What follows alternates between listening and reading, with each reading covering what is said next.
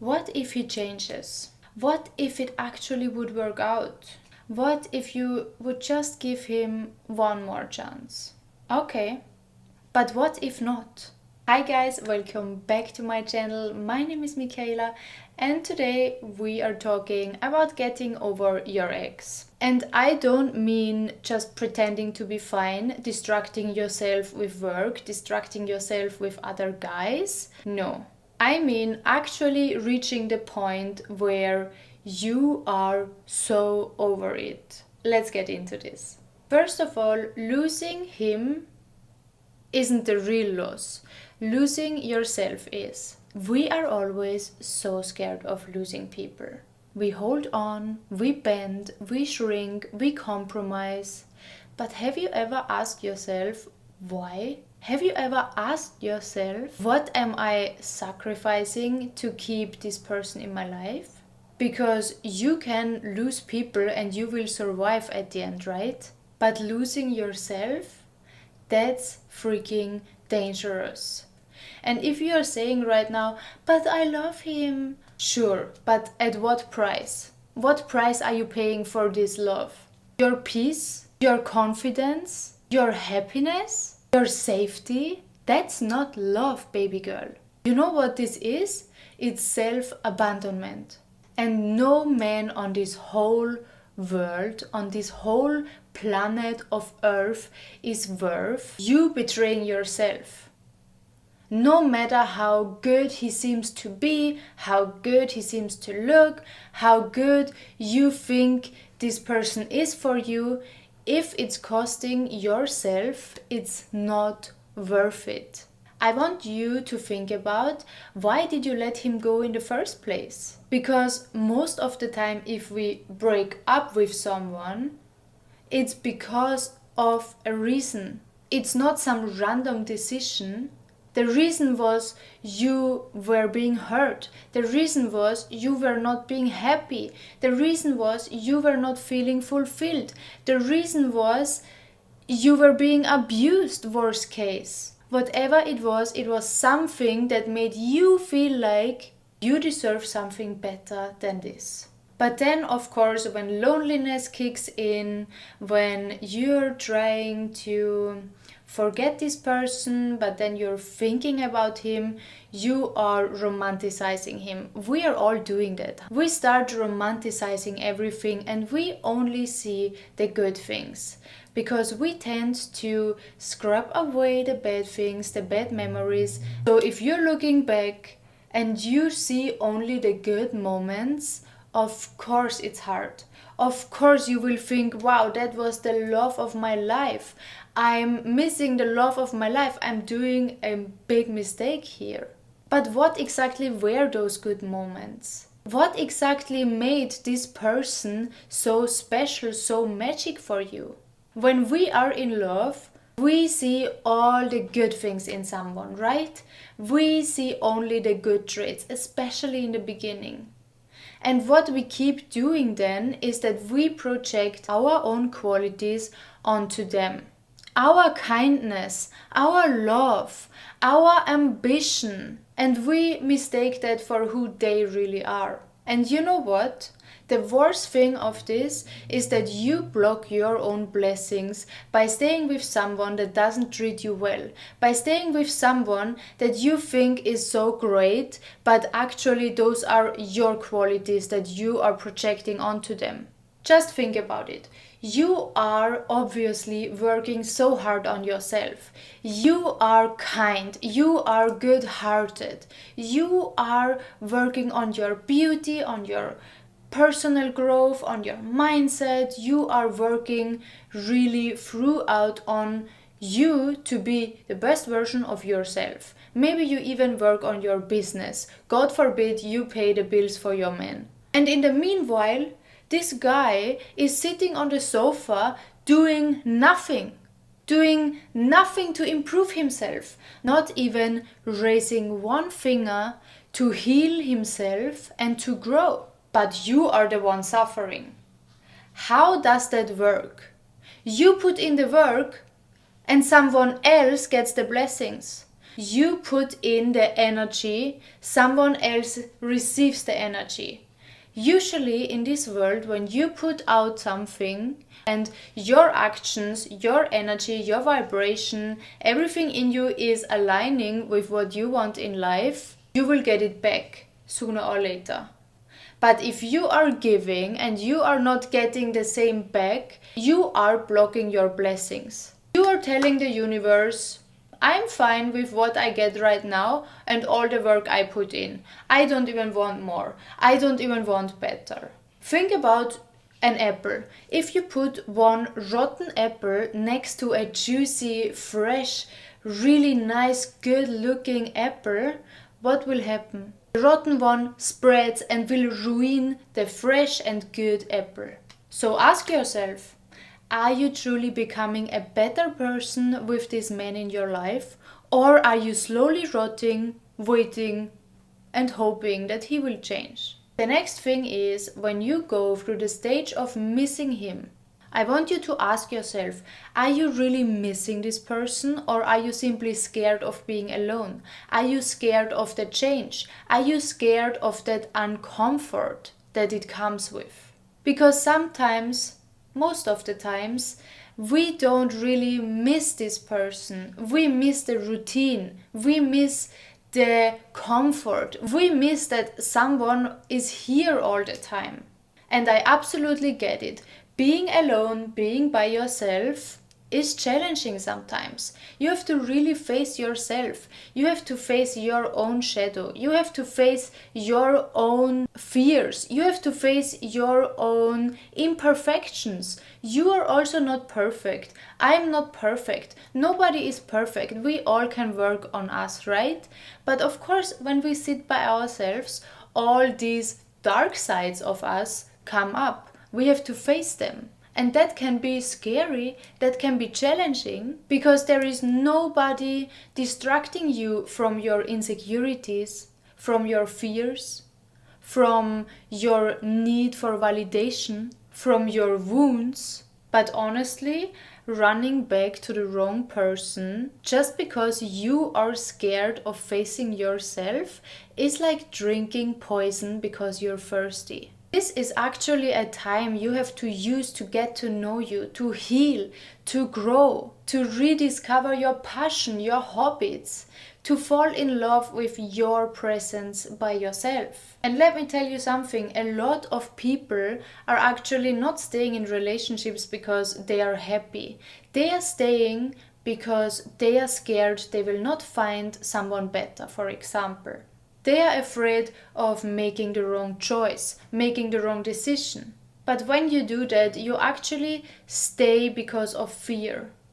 And when you stay with someone just because of fear, without even realizing, you lower your standards. You convince yourself, it's not that bad, every relationship has problems. Maybe this is just how love is, but people don't talk about. No, honey. And deep down, you know the truth. You are settling. And settling doesn't just mean that you're settling or accepting something less what you deserve. Settling means you're actually blocking yourself from getting something better. The universe is not going to hand you something what you truly deserve, what you truly want, when you hold on something that is hurting you. You first have to make space for new things. You first have to make space for what you want. The next thing is, love isn't always enough. And I know this hurts, but it's the truth. Sometimes two people stay together, but they are simply not compatible. Two kind-hearted, good-hearted people, but they are not compatible. And that's something you have to accept. Because love alone doesn't fix communication issues. It doesn't fix different values in life. It doesn't fix emotional unavailability. It doesn't fix lack of respect. And it definitely doesn't fix the inability to make each other feel safe. If you think about it, if you would start a business and you're looking for that business partner, you're not going for someone that you simply like. You need someone that aligns with your vision, that can complement your strengths, and someone that makes the business going, that makes the business thrive. And that's the same in relationships. If you are a woman with the desire to have deep emotional intimacy and really wants to connect on a deep emotional level, but you are with someone who is emotional unavailable and avoids emotions completely, you can love that person as much as you want. You will always feel disconnected, unseen, and unhappy. And on the other side, he will always feel overwhelmed. He doesn't know what to do. Or if you are a self-improving, high-value woman and you are always working on yourself and leveling up, but you are with a man who is stagnant, avoids growth, avoids to get in uncomfortable situations, you will feel drained and he will feel like he is in the wrong place. So if you had to fight all the time for the bare minimum, to feel seen, to feel safe, to feel understood and fulfilled, then love was never the problem. It's compatibility. And if you're thinking right now, but what if we were meant to be? But what if he finally starts to work on himself, to do his growth journey, to actually heal his wounds? Then great. But that's not in your power and you cannot force it, and you still have to let it go first. You can never ever chase it. The best love stories don't come from chasing, they come from alignment. So you need to align first with what and who you want in life, and then if your favorite person decides to come to your level, to align with you, amazing. But this only happens when you let go, because when you don't let go, then you're trying to force it and you're trying to make it happen desperately. When you are desperate for something, you are ignoring incompatibilities, you are ignoring red flags, you are ignoring what you truly want, and that's energy of luck. And energy of luck will do what? Attract more energy of luck. You actually need to know with confidence when something doesn't work out, it's only delaying to get what you actually want. You can't be afraid to walk away from a man that simply doesn't align with your values, because you 100% know something better is coming. The next thing is, I want you to kind of rewire your mindset about men. So every time you think about your ex, every time you're starting to go on that memory lane, don't sit in it. Do something that you absolutely love. Make it a rule. For example, I love to go for a walk outside. I love to get my matcha. I love to see my friends. So if you're thinking about your ex, every time make a rule and do that immediately. Call your friends, go for a walk, go to the gym, take a Pilates class.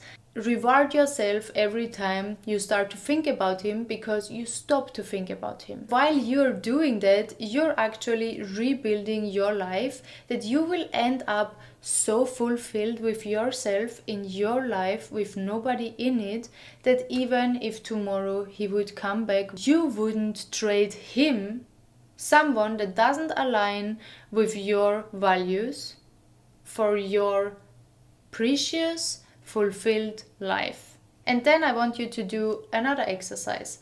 Get some paper and a pen and write down exactly what you want from a man. Write down all qualities from your dream man. Every single thing. I want him to be masculine. I want him to have a provider mindset. I want him to be emotional available. I want him to be respectful. I want him to never ever shout at me. I want him to be a communicator. I want him to be able to hold space for me when I'm emotional. I want him to adore women and womanhood and appreciates what women are here for in this world.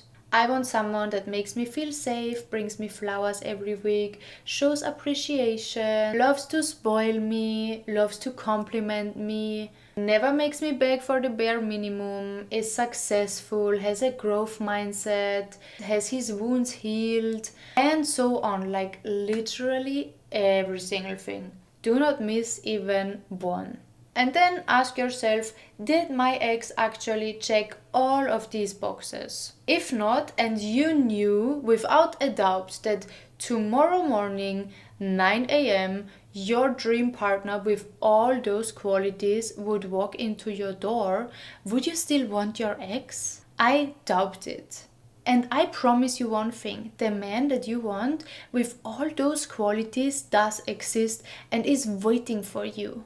The thing is, you cannot attract that man if you are still entertaining men who are the truly opposite of what you actually want. And after all of this, if you still want to go back, go back. Babe, go back. Do it. And I don't mean that as a joke. Seriously.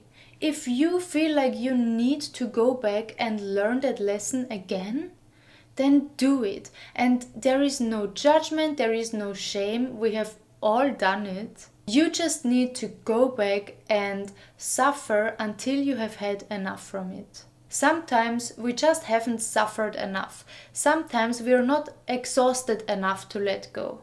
So just go back with the belief that everything will be better, is going to be better. Do your best, do your everything until you're so exhausted from that cycle that you finally are able to break it. At some point, you will reach to that moment where you have had enough. Anyways, guys, I hope this could help some of you. I love you so much and I see you in my next video. Bye bye.